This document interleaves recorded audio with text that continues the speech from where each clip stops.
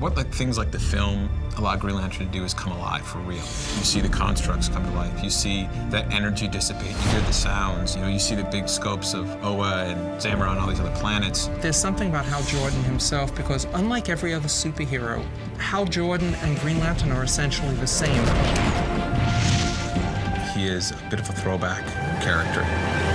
Hal! He comes from that generation of the right stuff. He is a daredevil. He's a guy who leaps first and then thinks on the way down. There's something I really love about his gut instinct. Your name? Hal Jordan.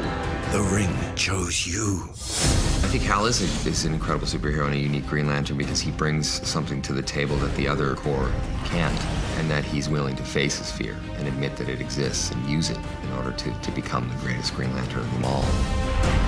Ryan Reynolds is the perfect Hal Jordan for me. He has that humor, he has that swagger, that cockiness. When the chips are down, he really gets serious. He really steps up to the plate. The ring said it was a great responsibility. Responsibility? You? Let's hope so.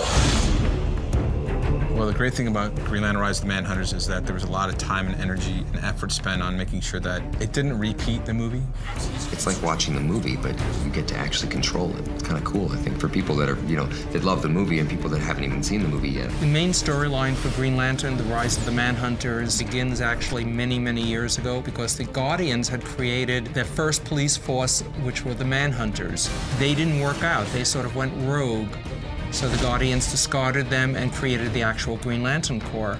But now the Manhunters have come back, and they intend to destroy the Guardians and the Green Lanterns.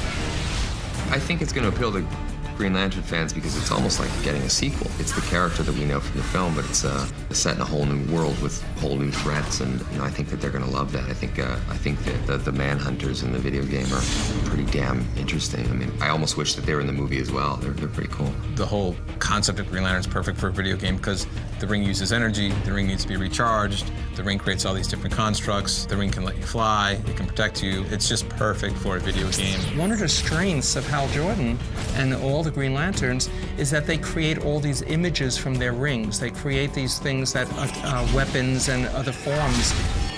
That is so great within the context of video games. The best part about it is co-oping with Sinestro.